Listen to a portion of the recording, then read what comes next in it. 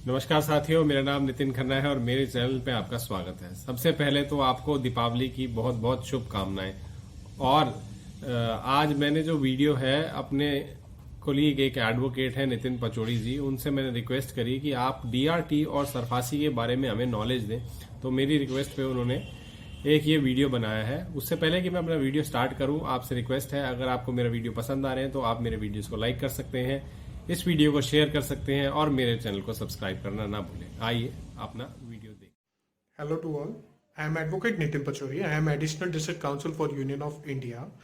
I am also working with several banks. I am also impaneled with SGFC Limited, and in past also I have worked with other PSUs such as Oriental Bank of Commerce, Punjab and Sind Bank, and with several other PSUs. तो ये तो रहा मेरा introduction. अब video के starting में मैं thanks बोलना चाहूँगा नितिन खन्ना भैया का, जिन्होंने ये प्यारा सा इनिशिएटिव लिया हुआ है कि अपने चैनल के माध्यम से वो नए बच्चे जितने भी इस प्रोफेशन के अंदर जुड़ना चाहते हैं, लीगल फर्टेनिटी ज्वाइन करना चाहते हैं, तो कई बार होता गया है कि कई सारी चीज़ें उनको पता नहीं होती या फिर सीनियर जो है इतनी जल्दी नहीं बताता, बहुत टाइम लग जाता है उस चीज़ को गेन करने में। तो ऐसी चीज़ें जो भी बच्चा क्यूरियस होता है चीज़ें जानने के लिए, तो ये प्लेटफॉर्म है जहाँ से आप वो सारी चीज़ें जान सकते हैं। वो एक्सपीरियंस जो कि हमने बहुत सालों से कमाया है, वो एक्सपीरियंस हम आपको इस प्लेटफॉर्म पे देना चाहते हैं। तो जैसे कि वीडियो की स्टार्टिंग में मैंने आपको बताया कि I am being working with several other banks, तो आज हम एक छोटा सा टॉपिक उठाते हैं कि डेप्ट रिकवरी ट्रिब्यूनल की जरूरत क्यों थी और सिक्योरिटाइजेशन एक्ट 2002 में क्यों आया या डीआरटी जो 1993 में वो क्यों आया। तो होता क्या था कि सबसे पहले एक चीज समझते हैं कि बैंक का जो काम होता है वो डिपॉजिट लेने का काम होता है पब्लिक से, और उसके बाद लैंडिंग का काम होता है। तो अगर कोई वो पैसा लैंड करेगा तो फिर वो वापस भी लेगा, और अगर वापस नहीं ले पाता तो फिर वो डिफॉल्ट हो जाता है। डिफॉल्ट हो जाता है या मतलब एनपीए डिक्लेयर हो जाता है, और कई बार वो पैसा डूब जाता है, तो बैंक का पैसा जो है वो डूब जाता है, उसे एनपीए डिक्लेयर कर दिया जाता है। तो इस तरीके से ये सारा सिस्टम होता है।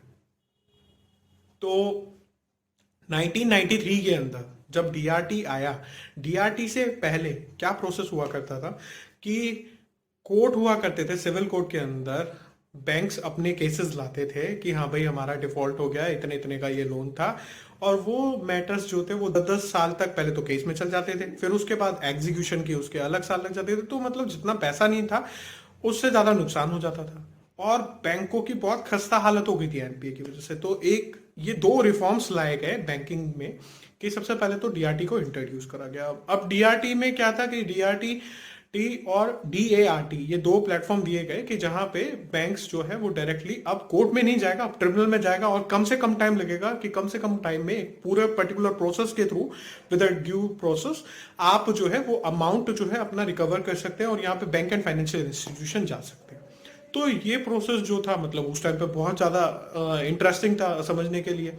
बट अब पॉइंट क्या आता है कि हम थोड़ा सा और आगे चले जाते हैं, और आगे जाने से पहले एक चीज और बताना चाहूंगा मैं आपको कि 10 लाख से जो ऊपर के केसेस होते थे वो ही डीआरटी में फाइल होते थे, और अभी रिसेंट अमेंडमेंट हुई है उसके अकॉर्डिंगली 20 लाख से ऊपर के जितने भी मैटर हैं वो डीआरटी के अंदर फाइल होंगे, अगर बैंक या फाइनेंशियल जो इंस्टीट्यूशन है उनको अपना अमाउंट रिकवर करना है, लोन अमाउंट जो है वो रिकवर करना है, तो वो इस प्रोसेस के थ्रू जाते थे।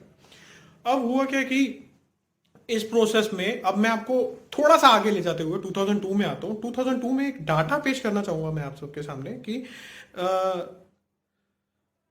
9 ईयर आफ्टर मतलब 1993 में जो डीआरटी बना था, 9 साल बाद क्या होता है कि टोटल जो रिकवरी होती है इस डीआरटी के प्रोसेस के थ्रू, या टोटल रिकवरी से पहले एक छोटी सी चीज और बताना चाहूंगा। जो टोटल क्लेम था उस टाइम पे 2002 के अंदर वो लगभग था 1,08,665 लाख करोड़ का, जो कि हमारे बजट के बहुत ज्यादा क्लोज था। मतलब 1,10,000 लाख करोड़ हमारा बजट होता था, तो उसके बहुत ज्यादा क्लोज ये अमाउंट था। तो काफी जो थी चिंता की बात थी कि मतलब हाँ भाई बहुत बड़ी चिंता थी ये उस टाइम पे। तो अब हुआ क्या कि जो अब एक चीज ये देख लेते हैं कि भाई डीआरटी हम लेकर आए, उनका स्पेशल प्रोविजन था, स्पेशल प्रोसेस था रिकवरी का। बट 9 साल के अंदर उन्होंने कितनी रिकवरी करी थी? 9 साल के अंदर जो टोटल रिकवरी हुई थी वो थी 18,556 करोड़ रुपीस की। उसमें भी एक्चुअल रिकवरी जो पैसा मिला था वो था 4,737 करोड़। तो मतलब टोटल जो रिकवरी करी गई थी वो थी सिर्फ 4%। मतलब 4%, मतलब बिल्कुल भी नहीं। जो भी भारत सरकार ने सोचा था या बैंकिंग के इस रिफॉर्म के लिए सोचा गया था, तो वो बिल्कुल भी फ्रूटफुल उस टाइम पे नहीं हुआ था। अब और होता क्या था कि जुडिशियल इंटरवेंशन हो जाती थी, तो वो बहुत बड़ी हर्डल हो जाती थी इन सारी चीजों में। जैसे कि अगर मतलब मान लो कि कहीं पे भी वो ऊपर या जो भी ये प्रोसेस चल रहा था, तो इसके बाद क्या हुआ कि एक्चुअल में क्या होता था उस टाइम पे कि क्रेडिटर जो था वो चेस करता था डेप्टर्स को, और उसके बाद भी वो पैसा नहीं देता था कि हाँ भाई अपने नीज पे, कि बकायदा कि भाई हमारा ये जो आपने पैसा दिया है वो पैसा चुका दो। वो पैसा नहीं चुकाया जाता था।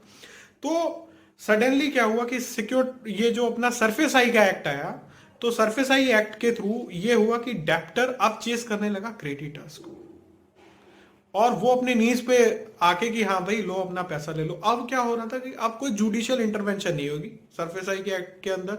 अब डायरेक्टली प्रॉपर्टी को अटैच कर लिया जाएगा, उसको बेच दिया जाएगा थर्ड पर्सन को, और उसके बाद कोई दिक्कत नहीं आएगी। और इसकी आपको सबसे बढ़िया एक बात और बताऊं कि जब ये 2002 में आया था, तो ये एक ऑर्डिनेंस था, और ये एक ऐसा ऑर्डिनेंस था जिसमें पार्लियामेंट के अंदर अरुण जेटली जी और कपिल सिब्बल जी का दोनों का आर्ग्यूमेंट इस पे जो था वो पॉजिटिव था। मतलब दोनों ने किसी को भी, मतलब ये पहला मेरे अकॉर्डिंगली इस तरीके का बिल था कि मतलब हाँ भाई दोनों अपोजिशन ने भी उसको पूरा सपोर्ट करा था, और उसके अलावा मतलब दोनों का बहुत बढ़िया है एकदम अगर बोला जाए तो। और इसके अलावा क्या हुआ कि अब ये सिक्योरिटाइजेशन की, जैसे कि हमने सरफेस आई की बात कर ली है। अब जो सिक्योरिटाइजेशन का एक बहुत इंपॉर्टेंट सेक्शन है वो अपना सेक्शन 13 है।